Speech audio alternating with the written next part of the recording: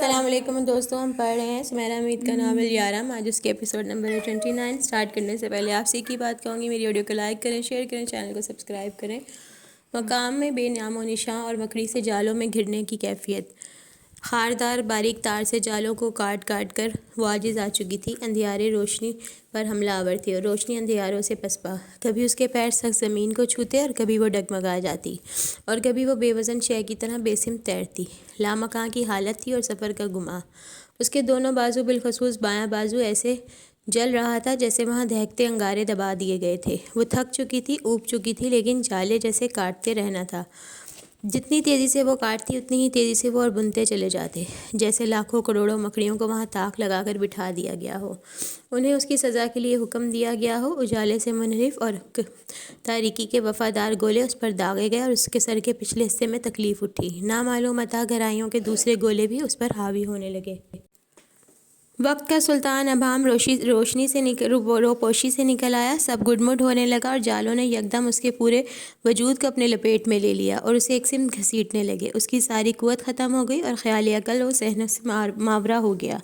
شیبات ابھرنے لگیں، اشکال بننے لگیں اور اس کے راستے میں آنے لگیں۔ میں جوان ہوتا تو تمہارے ساتھ کرکٹ کھیل لیتا، لیکن میں تو بیچارہ سا بوڑھا سا انسان ہوں نا، جلدی تھک جاتا ہوں۔ آواز راستہ بنا کر آئی اور اسے چھو کر گزر گئی۔ پھر وہ اس کے قریب سے گزری اور مٹ گئی۔ سڑکیں، عمارتیں، زمینی ٹکڑے، اجسام اور چیزیں اس کی طرف سے آر پار ہونے لگیں۔ مجھے ویرا کہتے ہیں، سپر روس کو تو تم جانتی ہی ہوگی، میں اس ملک کی روس گرل ہوں، سپر گرل ہوں، لیکن اس کا یہ مطلب نہیں کہ تم مجھے دی ویرا کہو۔ ویرا کی اشکال مختلف زاویوں میں بن کر بکھر گئی۔ وہ سائیکل سے گر گئی ہے، تمہیں ہر حال میں ریس جیتنی ہے، میری ایک ٹانگ ٹوٹ جائے یا تمہاری دونوں۔ زاویوں میں بٹکی اشکال نے اسے بھگا لیے جاتے جال پر ہاتھ معلق ہی رہ گئے۔ سمت نامعلوم کی طرف سفر جاری رہا، ویرا کہیں پیچھے ہی رہ گئی، نئی اشکال بننے مٹنے لگی۔ اس نے سائی کو دیکھا اور کارل کے پاس سے گزری اور اسے ٹھنڈے برف سے پانی میں ڈوبنے کا جان لیوا احساس ہوا۔ اس کا خون جم گیا اور خاردار جال اس کے یخ گوشت میں گھسنے لگا۔ ٹھنڈ کا احساس ہر طرف پھیل گیا، تکلیف حد سے سوا ہو گئی۔ تیز روشنی اور گپ تاریکی ہاتھ ملاتے اور چھڑاتے رہے۔ وہ یونی میں کھڑی ایڑی کے بل گھوم رہی ہے، اس کے کانوں میں شور بڑھ گیا جیسے دھرتی پر موجود سارے حشرات کرلا رہے ہوں۔ اس کا سفر اور تیز ہو گیا، دھڑا دھڑ کئی اور گولے اس کی طرف اچھالے گئے، مکڑیوں نے اور پھرتیاں دکھائیں اور اسی دوران فرش سے اٹھتی عرش کی بلندیوں کو چھوتی ایک آواز اس کی حساسیت سے ٹکرائی اور خدا کی پناہ میں اسے جا سمیٹنے کو ہوئی۔ وہ اندھا دھند بھاگ رہی ہے، ٹکرا رہی ہے، گر رہی ہے، خواب در خیال و در خواب ہو گیا۔ آواز نے اس بار بلندیوں پر بلندیاں جمائیں، وہ عرش میں جا بسنے کو ہوئی اور خط تقدیر سے کن تحریر انمٹ سے گزرتی صدائے اے خدا بلند سے بلند کرتی چلی گئی۔ بندنما دھاریوں سے آراستہ اور دلکشی سے انجان راہ بے سمت پر ایک شبی ابھری اور اسے چھو کر گزر گئی۔ وہ پھر ابھری اور مٹ گئی اور ایسا لاتعداد بار ہوا۔ یہ کون ہے؟ خواب در خیال کی پہیلی وہ بوجھ نہ سکی۔ شکل پھر بنی اور آواز پھر گونجی اور بندنما رنگوں کی دھاریوں میں شفاف روشنی بصورت رضائے الہی آشیانہ فلک پر مثل آفتاب طلوع ہونے کو ہوئی اور آخرکار وقت کی ملکہ رمز حقیقی نے آنکھیں کھول دیں۔ امرہا شور بڑھ گیا، آواز دب گئی، لیکن خواب در خیال کی پہیلی اس نے بوجھ لی۔ عالیان بے بسی سے وہ کرہانے لگی اور شدت سے دونوں ہاتھ چلا کر جالوں کا چھتا چاک کر ڈالا۔ بدنما دھاریاں دائرے میں سمٹنے لگیں اور دائرہ باب الحیات کی صورت اختیار کرتا چلا گیا۔ تاریکی نے نقاب الٹ دیا، چشمے سے آنے چشمے یار کو جا لیا، جفت کا فرق مٹتا چلا گیا۔ اے ابن الوقت، ہاں میں نے بوجھ لیا، عرش معلیٰ پر کس دعا نے جا سجدہ کیا۔ آنکھ کھول کر وہ کھولے ہی رکھنے کی محتمل نہ ہو سکی۔ بہت دیر بعد جب اس کی دوبارہ آنکھ کھلی تو سامنے کوئی نہیں تھا۔ ایک نرس اور دو ڈاکٹرز اس کا چیک اپ کر رہے تھے، اس کی رپورٹس پڑھ رہے تھے، ڈسکس کر رہے تھے۔ اس کا بی پی چیک کرتے نرس نے اسے مسکرا کر دیکھا اور اس کا گال جھٹکا۔ وقت تمہیں زندہ رکھے، مجھ سے کہا گیا تھا کہ میں تم سے یہ کہہ دوں۔ وہ ماحول کو پہچاننے کی کوشش کر رہی تھی، لیکن صرف اس جملے کو ہی پہچان سکی اور اسے صرف یہ یاد رہ گیا کہ کس نے اسے یہ کہنے کے لیے کہا ہوگا۔ وہ پھر سے گہری نیند میں چلی گئی اور اگلی بار جب پلکوں کے غلاف پتلیوں سے اٹھائے تو بیڈ کے سامنے شیشے کی دیوار کے پار اسے کوئی کھڑا نظر آیا۔ یہ کون ہے جو ایسے کھڑا ہے جیسے اس کا کوئی پیارا مر چکا ہو؟ اسے پہچاننے میں تھوڑا وقت لگا کیونکہ وہ تو عالیان تھا۔ لیکن آلیان جیسا نہیں تھا، تو یہ آلیان ہے اور اس کا کوئی عزیز مر چکا ہے۔ کیا میں؟ اگر وہ عزیز میں ہوں تو میں مر چکی ہوں یا دراصل ابھی زندہ ہوئی ہوں؟ اس نے بہت کوشش کی کہ وہ جاگی رہے، لیکن اس کا دماغ پھر سے سونے لگا۔ اپنے دونوں ہاتھ اس نے شیشے پر رکھے ہوئے تھے، جیسے اسے چھو رہا تھا۔ ہاسپٹل کا سٹاف اب اس سے عاجز آ چکا تھا۔ وہ اسے آئی سی یو کے اس کمرے کی گلاس وال کے سامنے کھڑے رکھنے کے لیے مجبور ہو چکے تھے۔ وہ لڑکا تھک رہا تھا، نہ ہٹ رہا تھا، اور اس کے دوستوں نے بھی ان پر غیر معمولی دباؤ ڈال رکھا تھا کہ ان میں سے ایک لڑکے کارل کا کہنا تھا کہ آخر وہ ہوش میں کیوں نہیں آ رہی، اٹھ کر بیٹھ کیوں نہیں رہی، باتیں شاتیں کیوں نہیں کر رہی، اور اس کا یہ سوال بھی خاصا اہم تھا کہ اتنا بڑا ہاسپٹل جو ڈاکٹروں کی فوج سے بھرا پڑا ہے، ایک ننھی سی لڑکی کو جلدی ٹھیک کیوں نہیں کر پا رہا۔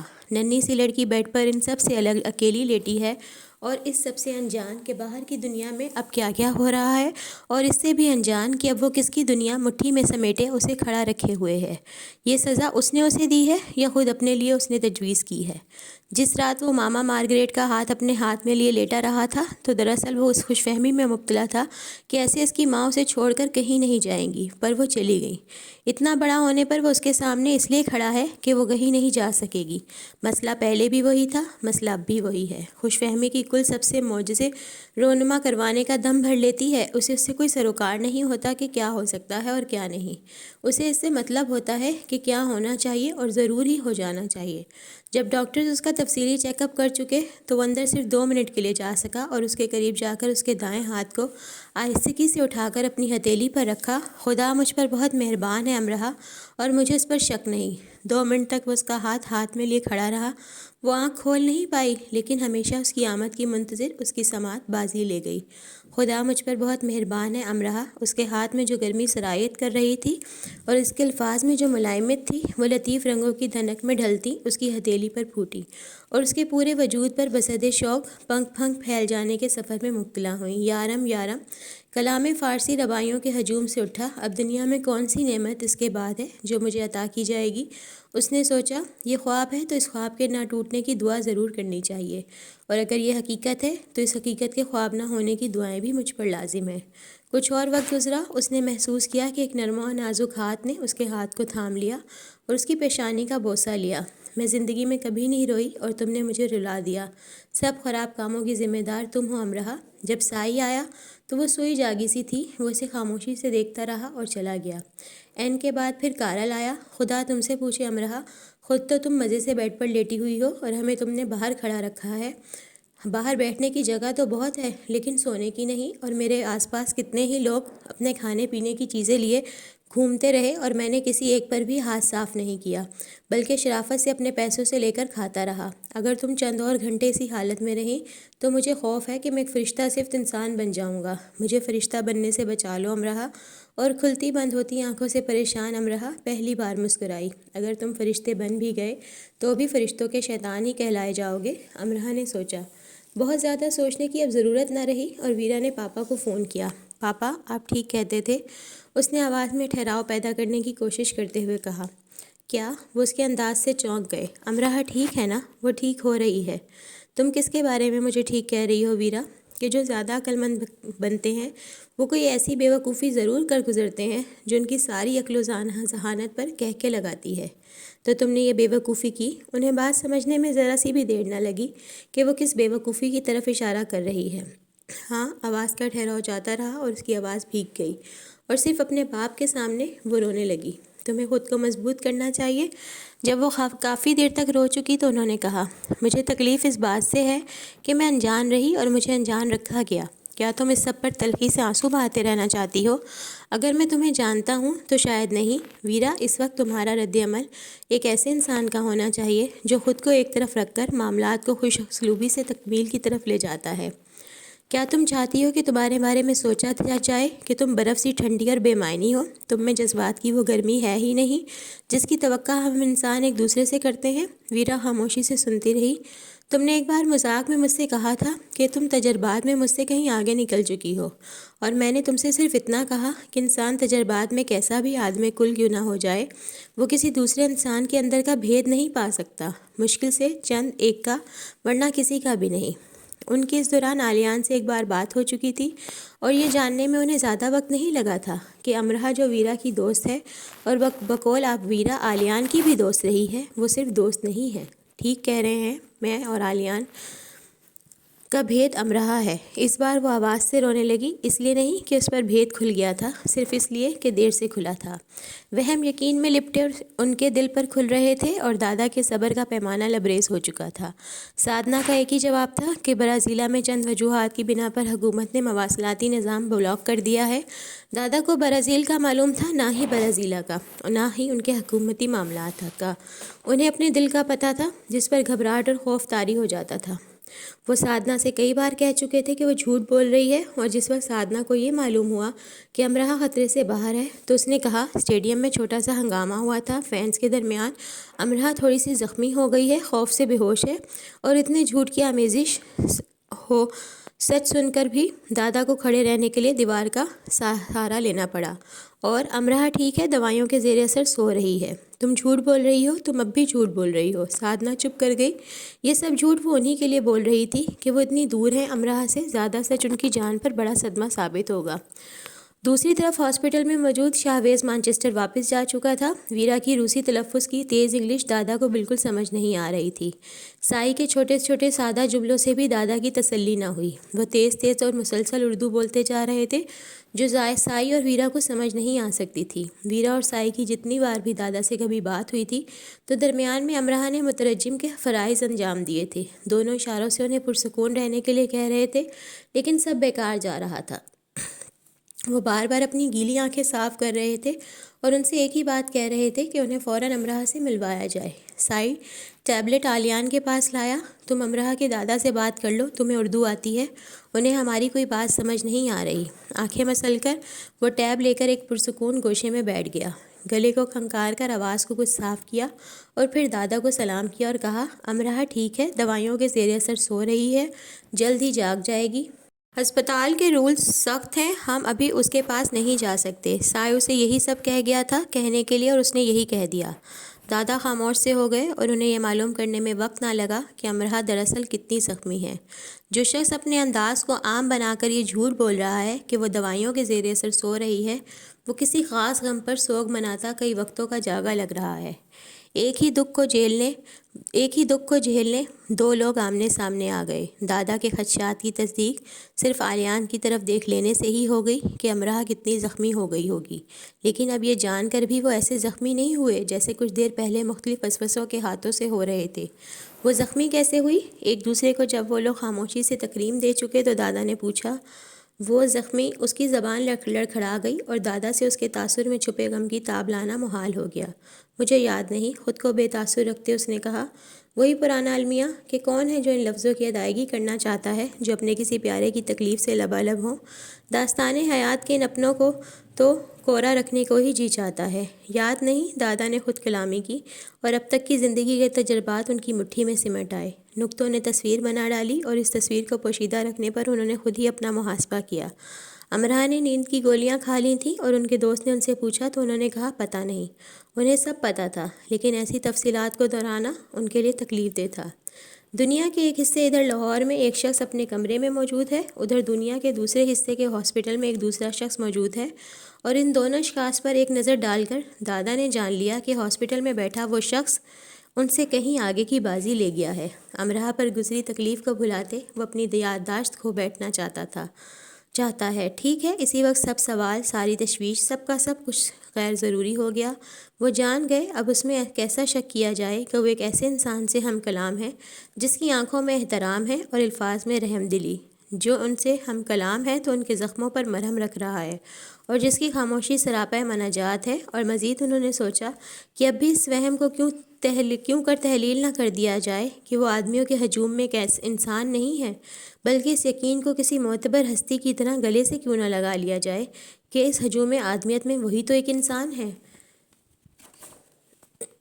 تم آلیان ہو؟ جان تو ہو چکے تھے، بس یہ سوال اسے احترام دینے کے لیے پوچھا۔ آلیان نے سر ہلایا۔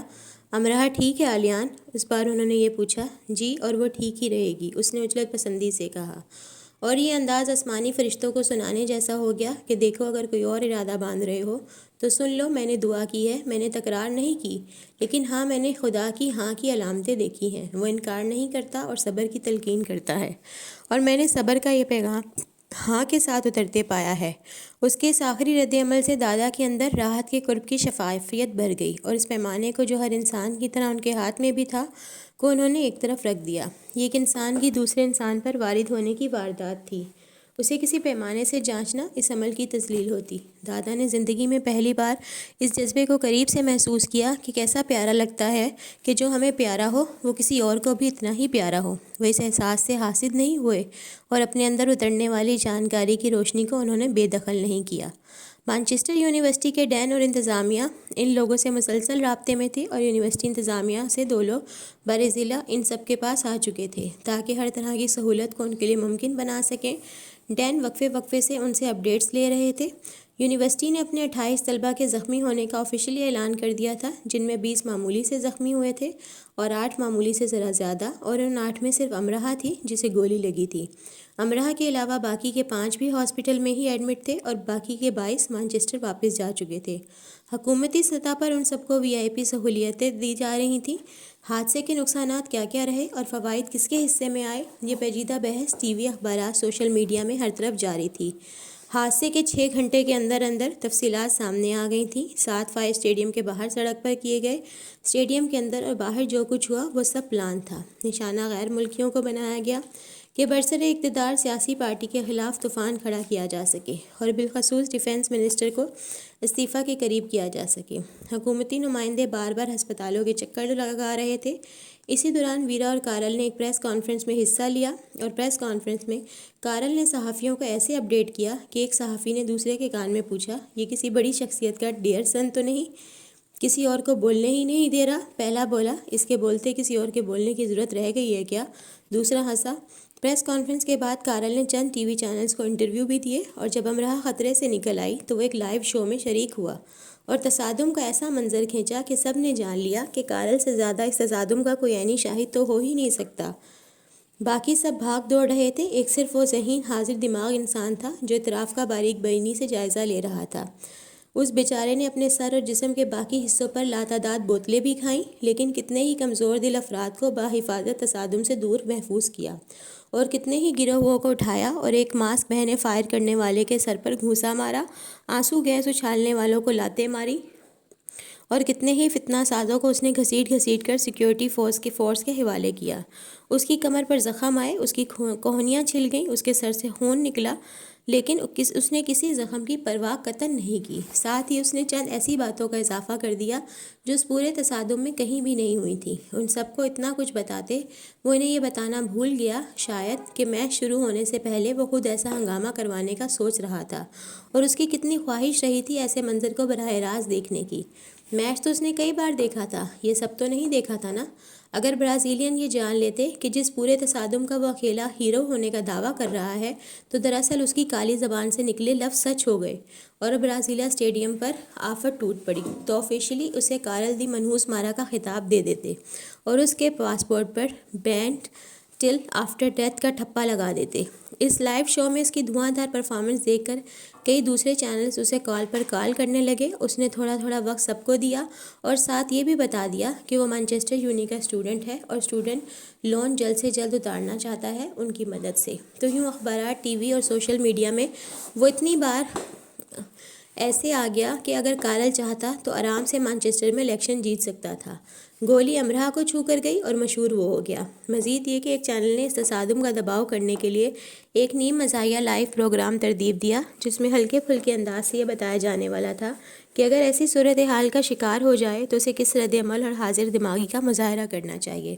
تو کارل نے بچہ بچی، لڑکا لڑکی، انکل آنٹی، ہپی شپی اور ہر ایک کی جگہ خود کو رکھ کر بتایا کہ کیا کیا ہو جانے پر کس کس رد عمل کا اظہار کرنا ہے۔ تو پہلے وہ ایک نک چڑھی فیشن کی دلدادہ لڑکی بنا اور اس کے سر پر بوتل ماری گئی، اور نک چڑھی نخریلی لڑکی جس طرح منہ بناتی پلٹی اور مارنے والے کی طرف ناخن تیز کرتی لپکی، اس نے شو میں بیٹھے ناظرین کو ہنسا کر مرنے کے قریب کر دیا۔ فلور پر کھڑا کارل رکا اور انگلی اٹھا کر ناک کا اشارہ کیمرے میں دیکھ کر کرنے لگا اور بولا، ایسے تو وہ آپ کے سر پر 2-3 بوتلیں اور مار دے گا، تو یہ رد عمل ٹھیک نہیں۔ شکر ادا کریں کہ آپ کو صرف 1 بوتل پڑی ہے۔ اپنے سر پر دونوں ہاتھ رکھ کر اسٹیڈیم سے نکلنے کی کوشش کریں اور اپنے ناخنوں کو ہتھیار سمجھنا چھوڑ دیں۔ اگر یہ ہتھیار ہوتے تو فوج میں سپاہیوں کی جگہ بلیاں بھری ہوتیں۔ کہکوں کا طوفان تھمنے میں نہ آیا اور سائی کے پھیپھڑے پھٹنے کے قریب ہو گئے۔ وہ سب اس دباؤ سے نکل آئے تھے جو امرا کو لے کر ان پر تھا۔ یہ اس رات کی بات ہے جس دن امرا کو روم میں شفٹ کر دیا گیا تھا۔ شو کے بعد اسے مانچسٹر سے اپنے پروفیسر کا فون آیا۔ میں نے اور میری بیوی نے زندگی میں پہلی بار تمہاری حرکتوں کا مزہ لیا ہے۔ میں ہنستے ہنستے صوفے سے گر گیا اور میری بیوی سینڈوچ کھاتے کھاتے ٹامی یعنی ان کا کتا کا کان منہ میں لے بیٹھی۔ تم اتنے ہی کیوٹ تھے ہمیشہ سے یا میری نظر کمزور رہی ہے؟ جواب میں کارل نے لمبا کہکا لگایا۔ افسوس ہے پر یہی سچ ہے کہ آپ کی نظر ضرورت سے زیادہ کمزور رہی۔ ویسے مانچسٹر واپسی پر میں ٹامی کی خیریت پوچھنے گھر آ سکتا ہوں، کیا ساتھ ڈنر بھی کر لیں گے پروفیسر دیر تک ہنستے رہے۔ آ جانا ڈنر کے لیے۔ ویسے ٹامی بالکل ٹھیک ہے، امید ہے تمہاری آمد کے بعد بھی ٹھیک ہی رہے گا۔ اسے روم میں شفٹ کر دیا گیا تھا۔ ویرا اور سائی اس کے ساتھ رہے۔ این، ڈیرک، دائم، نوال اور باقی یونی فیلوز آتے جاتے رہے۔ ان سب کی رات کی فلائٹ تھی۔ جو واپس جا چکے تھے وہ ویڈیو کال سے اس کا احوال پوچھتے رہے۔ ڈین اور انتظامیہ کے لوگوں نے بھی اس سے بات کی۔ کارل صبح سے اس کے پاس ہی تھا۔ پھر وہ ہوٹل تیار ہونے چلا گیا۔ اسے اسٹوڈیو جانا تھا۔ جانے سے پہلے وہ وقفے سے امرا کو پھول دیتا رہا جو بقول سائی وہ ادھر ادھر سے گول کر کے لاتا رہا تھا۔ اس دوران آلیان کونے میں رکھی کرسی پر خاموشی سے بیٹھا رہا اور جب ویرا اور سائی بھی چلے گئے تو وہ اپنی کرسی اس بیڈ کے قریب لے آیا۔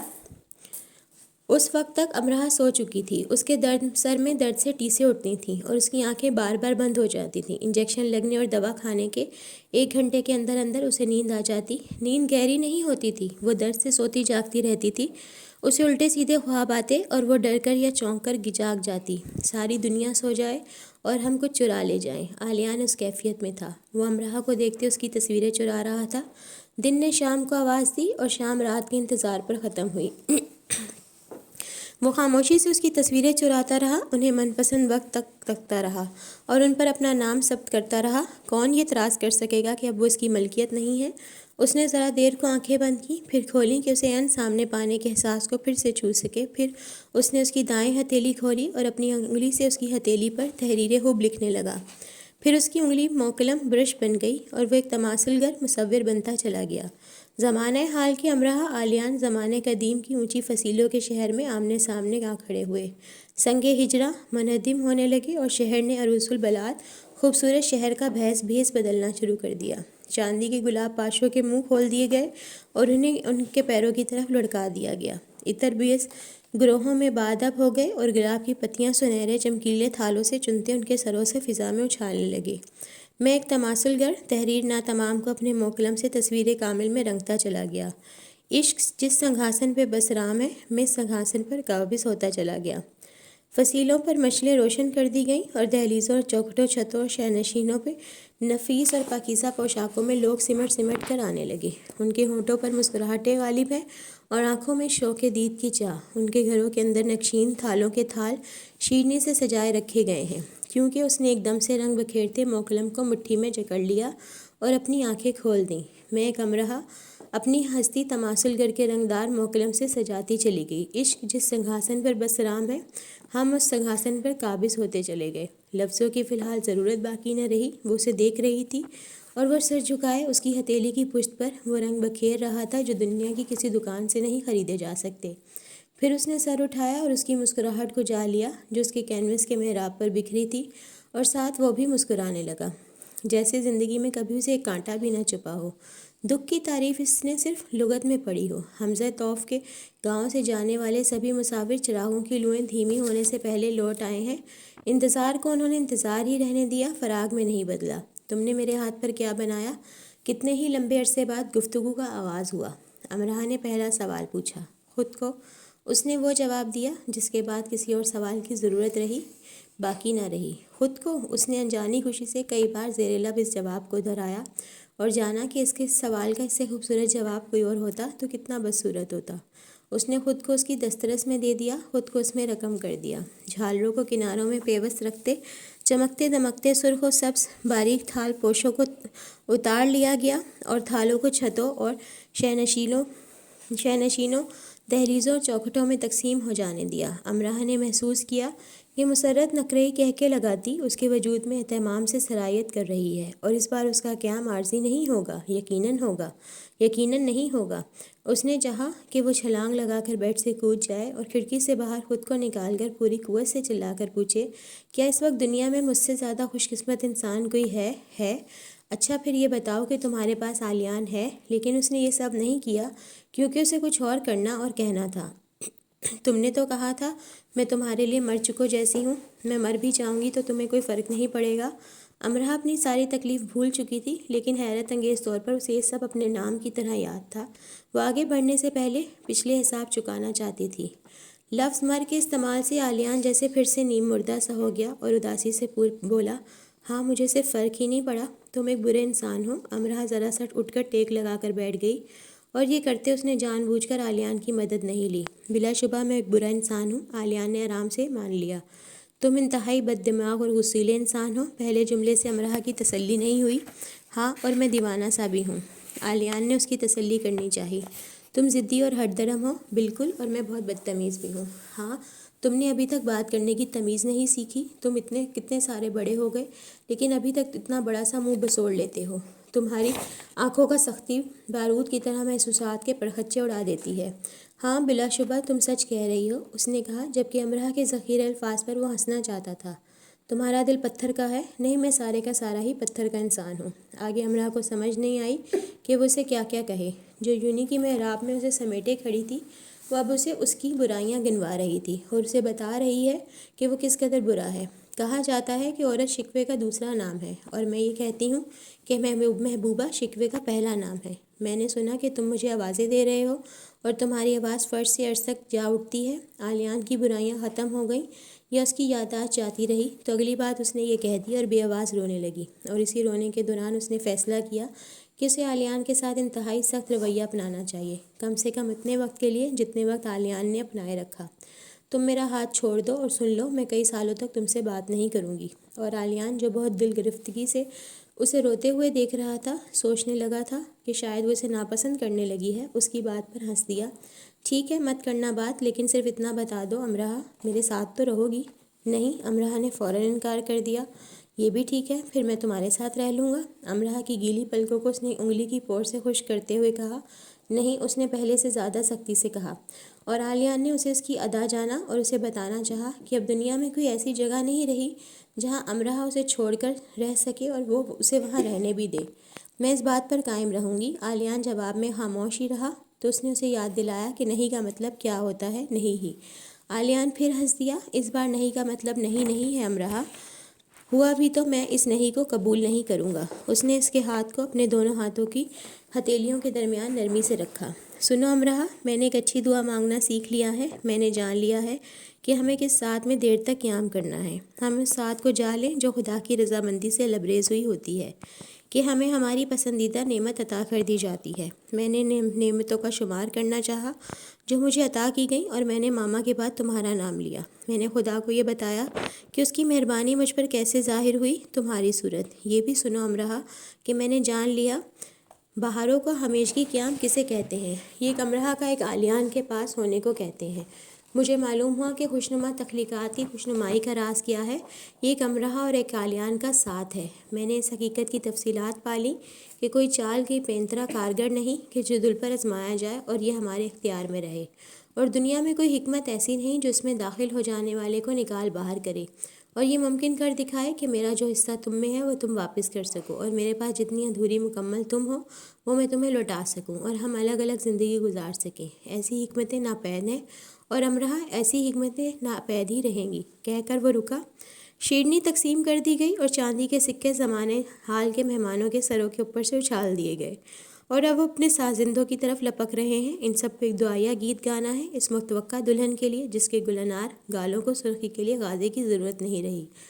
میری بے اتنائی پر تمہارا شکوہ جائز ہے اور تمہاری کم عقلی پر میرا، لیکن اب اگر ہم ان سب کو خوبصورت پروں والا سرخاب بنا کر اڑا دیں گے تو ہمیں ان تتلیوں کے پیچھے بھاگنے کا موقع مل جائے گا جو بے اتنا اور کم عقل نہیں، جو خوش رنگ پھولوں پر قیام کرتی ہیں اور معصوم لوگوں کو چھو کر گزرنا پسند کرتی ہیں۔ کیا کھڑکی کھلی رہ گئی ہے؟ یقیناً ہاں، کیونکہ آسمان سے اترتی کہکشاں قافلوں کی صورت کھڑکی سے کمرے میں اترنے لگی ہے اور ان کے سروں سے گھوم کر دیواروں پر اسی تصویر میں ڈھل کر نقش ہو چکی ہے جو تماسکل نے اس کی ہستی پر سجا دی ہے۔ میں ہزاروں الفاظ جانتا ہوں، معنی بے معنی کئی جملے بول سکتا ہوں، لیکن مجھے افسوس ہے امرا، میں اپنا مدعا بیان کرنے کے لیے میرے پاس اچھے الفاظ ہیں نہ پر اثر جملے۔ اب ابو علی ابن موکلا کے شاگرد خطاط درسگاہ کے سفید سنگی احاطے میں حوض کے اطراف قطار میں بیٹھنے لگے ہیں، وہی جملہ جو مجھ پر وارد ہوا ہے اور جس کے متعلق میں نے اب جانا۔ درسگاہ کی اونچی سفید محرابوں نے شفیق استادوں کی طرح خطاطوں کی نگرانی کی اور پھر سے تعویذ حب صورت لکھ کر محراب حب کی چوکھٹ سے باندھ دیا۔ وہ بولتا گیا، سنگ بصرہ کی تختیاں خطاطوں نے تھام لی اور مبتلائے تعریف خدا ہوئے۔ ایک پہلی اور آخری بات صرف اتنی ہے کہ پہلے میں عالیان تھا، پھر میں تم ہو گیا اور اب میں تم ہی رہ گیا امرا۔ اس کی ہتھیلی کو آنکھوں تک لے گیا اور استاد محترم کے اشارے پر سندلی کلمے بلوری دواتوں میں ڈبو کر عروس الخطوط اپنائے انہوں نے خطاطی کی ابتدا کی۔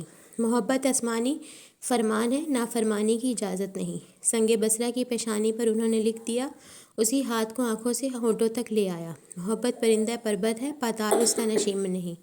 سنگ بصرہ کی دوسری سطر نقش کر دی گئی، وہ پھر اس کے احترام پر ہاتھ پر وہ احترام بجا لایا۔ محبت مشق ہے، بھید میں قید نہیں۔ تو تحریر مکمل ہوئی، لوح حب لکھ دی گئی۔ شگرفی ارغوانی سبز بلاہی سیاہی سے اب خطاط گلکاری کرتے جاتے ہیں اور خدا واحد کی تعریف بیان کرتے جاتے ہیں۔ پھر دعا کی ابتدا کچھ یوں کرتے ہیں، لوح حب کو جب خدا وقت کے ہاتھوں زندہ رکھے، پرشاب رکھے وقت کے سوال سے، خدا اسے بچائے رکھے اور محراب حب کی پیشانی روشن رکھے، یوں رکھے کہ روز ازل سے روز ابد سے جا ملے۔ گہرائی ہے، اونچائی ہے، لوگ ہیں، پس منظر میں بجتے شہر کی جلتی روشنیاں ہیں اور اس کے سر کے عین اوپر کئی سو کرسٹل لڑیوں کا چھتا ہے جو برقی تاش سے ایسے حرکت میں ہے جیسے مشرقی حسینہ بے خودی میں اپنا آنچل دھیمی ہوا کے سپرد کر رہی ہو۔ مشرقی حسینہ امرا مقام اونچائی پر ہے اور وہ مائک کے سامنے ہے، وہ ویرا۔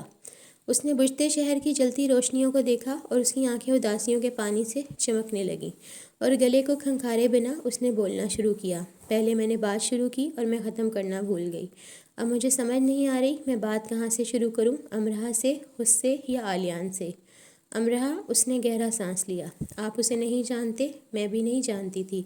مجھے صرف یہ معلوم تھا کہ وہ میری دوست ہے، لیکن کچھ وقت گزرا مجھے معلوم ہوا کہ میں اس کی دوست نہیں تھی۔ اگر میں اس کی دوست ہوتی تو وہ مجھ سے وہ سب کہہ دیتی جو وہ کسی اور سے نہیں کہہ سکتی تھی، وہ بات جو اس نے آپریشن تھیٹر میں جانے سے پہلے کہی، یا اس وقت جب وہ گر گئی تھی۔ جب میں اس کی طرف لپکی تو میں نے دیکھا کہ وہ پوری شدت سے آنکھیں کھولے رکھنے کی کوشش کر رہی ہے۔ میں نے گردن موڑ کر دیکھا تو وہ اتنی تکلیف میں بھی اسی سمت دیکھنے کی کوشش کر رہی تھی جس سمت عالیان گر چکا تھا۔ ایسی تکلیف دہ بے ہوشی میں وہ ہاسپٹل آنے تک کئی بار چونک کر اٹھی اور اس نے صرف عالیان کا نام لیا۔ جتنی بار وہ چونک کر اٹھی اتنی ہی بار وہ اپنے زخموں سے زیادہ کسی اور ہی تکلیف میں تھی۔ ویرا رکی اور اس نے ایک نظر سب کو دیکھا۔ وہ دیکھ سکتی تھی کہ جن لوگوں کو وہ اپنے اور عالیان کے بارے میں بتا گئی تھی انہیں امرا کے بارے میں جاننا کیسا لگ رہا تھا، شوق۔ ویرا نے سر اٹھا کر گرنے کے قریب آنسوؤں کو آنکھوں کے اندر کرنا چاہا، لیکن وہ آنکھوں کے اندر ٹھہرے آنسوؤں کو بھی باہر لے آئے۔ عالیان، خوبصورت دلوں میں سے ایک کا مالک، وہ سڑک پر ایسے گر گیا جیسے گولی اسے لگی ہو، سیدھی دل پر۔ وہ رکی اور کافی دیر تک رکی ہی رہی۔ ایک ہی وقت میں دونوں مجھ پر ایسے آشکار ہو گئے۔ جب امرا آپریشن تھیٹر میں تھی اور عالیان سر جھکائے خاموش کھڑا تھا تو میں اس کے پاس گئی اور اس سے کہا، وہ ٹھیک ہو جائے گی۔ وہ اتنی جلدی بے ہوش نہ ہوتی اگر اس کے سر پہ ضرب نہ لگتی، اور اس کی آنکھوں سے آنسو نکل کر گرنے لگے۔ ایک جوان مرد رو رہا تھا، ٹھیک کر رہا تھا۔ ایک مرد اگر اپنی ماں، بیوی، بیٹی کی تکلیف پر رو دیتا ہے تو وہ بہت بلند بانگ ان سے اپنی محبت کا اقرار کرتا ہے، کہہ کر ویرا افسردگی کی انتہا پر نظر آنے لگی۔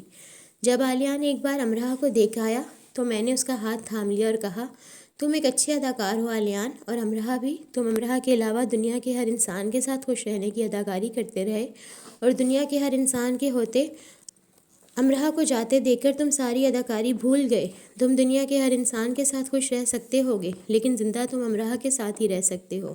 میرے ساتھ تعلق نبھانے کی تمہاری کوشش اچھی تھی، تمہارے دل میں میں نے اپنا احترام کھو دیا ویرا، اس نے ایسی شرمندگی سے کہا کہ میرے دل میں اس کا احترام اور بڑھ گیا، اور میں نے کہا ہاں ایسا ضرور ہو جاتا اگر تم نے کبھی مجھ سے کہا ہوتا تم مجھ سے محبت کرتے ہو۔ تم نے ہمیشہ کہا کہ میں اچھی لڑکی ہوں اور اس پر تم ابھی بھی قائم ہو گئے۔ اب تم پہلی فرصت میں امراہ کو بتا دینا کہ اگر تم دونوں میں تیسرے کی گنجائش نکل سکتی تو آلیان برازیلا اسٹیڈیم میں دیوانہ وار اس کے لیے بھاگ نہ رہا ہوتا۔ اس بار تم اس سے زیادہ یقین کے ساتھ بتانا، زیادہ وقت لینا اور اس کا ہاتھ پکڑ لینا کہ وہ انکار کر کے کہیں جا نہ سکے، اور وہ انکار نہیں کرے گی۔ میں نے بے ہوشی میں اسے تمہارا نام لیتے بڑبڑاتے سنا ہے۔ پس منظر کی ساری روشنیاں بجھ گئیں۔ میں بے وقوف ہی تھی، یہ سب نہیں جان سکی، اور اب مجھے سمجھ نہیں آ رہی جب میں یہ کہانی اپنے پوتے پوتیوں کو سناؤں گی تو وہ میرے بارے میں کیا سوچیں گے؟ کیا وہ اپنی گرینڈ مام کو برا کہیں گے؟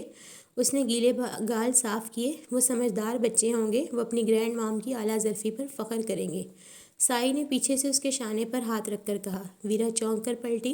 لوگ گم کر دیے گئے، روشنیاں بجھا دی گئیں، کہانی سنا دی گئی۔ ہوٹل کے باغ کے اندھیرے میں گوشے میں اکیلی کھڑی تھی۔ سائی انہی کے ہوٹل میں شفٹ ہو چکا تھا اور 1 گھنٹے کی نیند بھی لے چکا تھا۔ جیسے پھر وہ بے چین سے ہو کر اٹھا، اسے یاد آیا جب وہ سویا تھا تو وہ بہت خوش تھا کیونکہ المیہ داستان تربیہ ہو چکی تھی۔ تو پھر وہ ایسے ہڑبڑا کر کیوں اٹھا اور بیڈ پر بیٹھ گیا؟ اتنے سال ہو گئے اسے سائی بنے، اب لوگ اس کے پاس نہیں آیا کرتے تھے۔ وہ کم پاس بنا ان کی سمت مڑ جاتا تھا اور کہتا تھا سنو شاید تمہیں میری ضرورت ہے۔ وہ اٹھا اور دوسری منزل پر آیا، دروازے پر دستک دی، کوئی جواب نہیں ملا۔ پھر سوچ کر کہ وہ ہاسپٹل میں امراہ کے پاس نہ چلی گئی ہو، اسے فون کیا لیکن اس کا فون بند تھا۔ کاؤنٹر پر آ کر پوچھا تو اس نے ایک بار کی طرف اشارہ کر دیا۔ وہ بار گیا، وہ وہاں بھی نہیں تھی۔ وہ اسے ڈھونڈتا رہا، پھر اسے اندھیرے گوشے میں کھڑے باتیں کرتے دیکھا۔ وہ خود میں اتنی مگن تھی کہ وہ عین اس کے پیچھے کھڑا ہو کر سب سننے لگا اور اسے خبر بھی نہیں ہوئی۔ اس نے ویرا کا ہاتھ پکڑا اور کمرے میں لے آیا۔ وہ دونوں نیچے کارپیٹ میں دیوار سے کمر جوڑ کر ساتھ بیٹھ گئے۔ میں جانتا ہوں تم دکھی ہو، بات سائی نے شروع کی۔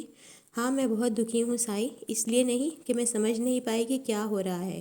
مجھے حقیقتاً یہی لگا کہ امراہ آلیان کو دوست کی حیثیت کے علاوہ پسند نہیں کرتی، اور آلیان سائی ایسا ہی تو ہوتا ہے۔ ایک بریک اپ کے بعد کچھ وقت لگا اور سب ٹھیک۔ میں امریکہ سے واپس آئی تو امراہ مجھے بدلی ہوئی ملی۔ میں نے پوچھا تو اس نے بتایا دادا ایسے لڑکے سے اس کی شادی کرنا چاہتے ہیں جسے وہ پسند نہیں کرتی۔ میں نے پوچھا تو کیا تم کسی اور کو پسند کرتی ہو؟ تو اس نے کہا مجھے اس سب سے دلچسپی نہیں۔ یہ کہتے ویرا نے تعصب بھرا انداز اپنا لیا۔ کیا میں ایک بری لڑکی ہوں سائی؟ تم نے یہ کیسے سوچ لیا؟ سائی کو جیسے دلی صدمہ ملا۔ پتہ نہیں، اس نے خود کلامی کے انداز سے کہا۔ کچھ باتوں کے ہو جانے میں ہمارا اختیار نہیں ہوتا ویرا۔ ان کے ہونے اور نہ ہونے پر ایک اچھا ڈرائیور اگر حادثہ کر دے تو اس کا مطلب یہ نہیں کہ وہ برا ہے، اس کا مطلب یہ ہے کہ سڑک، گاڑی اور کچھ دوسرے عوامل نے مل کر حادثے کے اسباب پیدا کر دیے۔ اچھے اور برے واقعات کے اسباب بنتے ہیں ویرا۔ آلیان کو خود کو پاگل بنانے کی کیا ضرورت تھی سائی؟ تم نے دیکھا وہ کیسے اس کا نام لے لے کر بھاگتا پھر رہا تھا۔ اس نے خود کو پاگل نہیں بنایا ویرا، بس شاید اس پر دیر سے ادراک ہوا۔ دونوں تھوڑی خاموشی سے اپنی اپنی جگہ سوچتے رہے تو گرینڈ مام نے اعلیٰ ظرفی کا مظاہرہ کیا۔ سائی نے ہنس کر ایک نئی بات شروع کی۔ ویرا ذرا سا ہنس دی۔ اگر نہ کرتی تو امراہ روسیوں کے بارے میں اپنے پوتے پوتیوں کو کیا بتاتی کہ وہ خود قرض ہوتے ہیں اور ہماری جگہوں پر قابض ہو جاتے ہیں؟ نہ وہ خود روس آتی، نہ اپنی پوتی کو کبھی آنے دیتی، بلکہ روس کے بارے میں ٹی وی پر کوئی خبر چل رہی ہوتی تو وہ چینل ہی بدل دیتی اور سوچتی روس دنیا کے نقشے پر ہوتا ہی نہ تو کتنا اچھا ہوتا۔ سائی پوری جان سے ہنسنے لگا۔ تم مذاق میں ایسا کہہ سکتی ہو لیکن حقیقت میں ایسا نہ ہوتا۔ اگر میری اور آلیان کی شادی ہوتی تو ایسا ہی ہوتا۔ وہ اپنی ہتھیلیاں ملنے لگی اور ایسا کرتے وہ ایسی بچی لگنے لگی جس کی ساری گڑیاں چرا لی گئی ہوں اور ان کے کپڑے جلا دیے گئے ہوں۔ سائی نے محبت سے اس کی طرف دیکھا۔ آلیان اس مشرقی لڑکی کا پرنس تھا، تمہارا پرنس چارمنگ تو کہیں اور تمہارے انتظار میں ہوگا نا؟ ہاں بس اب یہی کام رہ گیا ہے، سب کام چھوڑ کر اس پرنس چارمنگ کو ڈھونڈتے پھرنا یا اس کے انتظار میں بیٹھ جانا۔ میں ایک بالغ اتنی بڑی سی لڑکی ہوں، دا لیڈی ویرا، مجھے تم ان فیری ٹیل سے نہیں بہلا سکتے۔ وہ چڑھ گئی۔ فیری ٹیلز ہماری حقیقی زندگیوں سے زیادہ خوبصورت نہیں ہو سکتی ویرا۔ جہاں ایک ویرا ہے، ایک سائی، ایک کارل، 2 امراہ آلیان، کیا کسی فیری ٹیل میں یہ سب ہوں گے؟ ہمارے پاس دکھ ہیں، سکھ ہیں، ملنا بچھڑنا، رونا، مسکرانا، گرنا، اٹھ کھڑے ہونا، یہ سب ہے، کہیں کم کہیں زیادہ۔ شاندار محل، قیمتی ملبوسات، آرائش زندگی، کھیل کود، مسکراہٹیں، خوبصورتی، نغمے ہی زندگی کو فیری ٹیل نہیں بناتے۔ زندگی کو فیری ٹیل ہماری سوچ بناتی ہے۔ پرنس چارمنگ وہ نہیں جو ایک بڑی سلطنت کا شہزادہ ہے یا جو بہت خوبصورت ہے۔ پرنس چارمنگ ہر وہ انسان ہے جو ایک شفاف دل کا مالک ہے، جو بلا امتیاز انسانوں سے محبت کرتا ہے۔ میں، تم، آلیان، امرہ، کارل، ہم سب۔ یہ زندگی تب بھی فیری ٹیل سے زیادہ خوبصورت ہوتی ہے جب ہر ساتھ ہمیں فضا میں وسیع خوشبو محسوس ہوتی ہے۔ آسمان شاندار محل کی چھت لگتا ہے اور زمین مخملی قالین جو ہر نئے قدم پر ایک نئے رنگ میں ڈھلتا ہے۔ ویرا نے سائی کے کندھے پر سر رکھ دیا اور اسے خاموشی سے سنتی رہی اور سنتے سنتے سو گئی۔ سائی نے اسے سوتے دیکھا تو چاہا آج کی پوری رات اسے اس انسان کے لیے دعائیں کرتے گزار دینی چاہیے، اور وہ زیر لب دعائیاں نظموں کو ایسے دہرانے لگا کہ وہ نیند سے جاگ نہ جائے لیکن نیند میں ہی سن لے۔ ویرا موت سی برف میں کھلتے اکلوتے پھول کی طرح وہ احساس کو خاطر میں نہ لائی کہ خزاں میں وہ اکیلی بہار ہے۔ میری کہانی کے یہ دو کردار طلوع آفتاب سے، دوستی میں حرف خاص سے، مثالوں میں بے مثال سے۔ برازیل سے وہ VIP سیٹ سے مانچسٹر کے ہاسپٹل آئی جہاں اسے علاج کے لیے ڈاکٹروں کی اگلی ہدایت تک رہنا تھا۔ سارے اخراجات برازیلین حکومت اٹھا رہی تھی۔ وہ اسے مکمل صحت یاب کر کے بھیجنا چاہتے تھے لیکن اسے مانچسٹر آنے کی جلدی تھی۔ اس کی وجہ سے اس کے ساتھ رہنے والوں کی تعلیم کا بھی نقصان ہو رہا تھا۔ وہ سب لوگ ویکنڈ کا سوچ کر میچ دیکھنے گئے تھے۔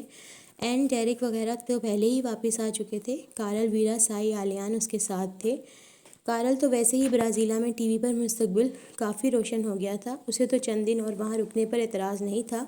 سادنا اور لیڈی مہر ایئرپورٹ پر اس کے ساتھ ہاسپٹل گئے اور ہاسپٹل میں اس کے professors, class fellows, uni fellows آ کر ملتے رہے۔ شیزا بھی اس کے لیے پھول لے کر آئی۔ ڈیرک تو برازیلا میں بھی کئی بار اس سے مل چکا تھا۔ دائم وغیرہ کا گروپ اور ہانا، شرلی، للی سب وہاں بھی اس سے مل گئے اور یہاں بھی آتے رہے۔ اسٹور کا مینیجر، اس کے کولیگز اور اس کا پہلا باس تو کئی بار آئے۔ یہ کیسا حادثہ تھا مس اخروٹ جو تمہیں برازیلا میں پیش آیا اور تمہیں ٹھیک کر گیا؟ انہوں نے سنجیدگی سے اس کا جائزہ لینے کے بعد کہا۔ مس اخروٹ جواب میں صرف مسکرا دی۔ تو برازیلا نے تمہیں بدل دیا؟ شاید، وہ اور مسکرا دی۔ اس دوران کارل نے اس کے لیے لائی جانے والی چاکلیٹس اور کوکیز کو سعادت مندی سے اپنے پاس محفوظ کرنا شروع کر دیا۔ سائی نے امرہ کو بتایا کہ اس نے سب سے کہا ہے کہ پھول لے جانے کے بجائے کہ وہ چاکلیٹ لے جائیں کیونکہ امرہ کو چاکلیٹ بہت پسند ہے نا، اور ایک ایسا انسان جس کے شانے پر گولی لگی ہو اسے چھوٹی چھوٹی خوشیاں تو ضرور ہی دینی چاہیے۔ ان چھوٹی چھوٹی خوشیوں میں سے ایک بھی امرہ کے منہ میں نہ گئی۔ البتہ حال میں کارل نے اپنے کمرے کی حفاظت چوری پروف کر دی۔ جب وہ گھر آئی تو اس کے کمرے کو ویرا، سادنا اور این نے مختلف پوسٹرز، کارٹونز اور دعاؤں سے سجا رکھا تھا۔ دیواروں پر ان سب کی مختلف موقعوں پر لی جانے والی تصویریں لگی تھیں اور یونی فیلوز کے پیغامات کارڈ صورت دیواروں پر سے جھول رہے تھے۔ یونی نے اسے آفیشیل لیو دی تھی، اس کے لیکچر ریکارڈ کیے جا رہے تھے، اسے گھر ملتے تھے۔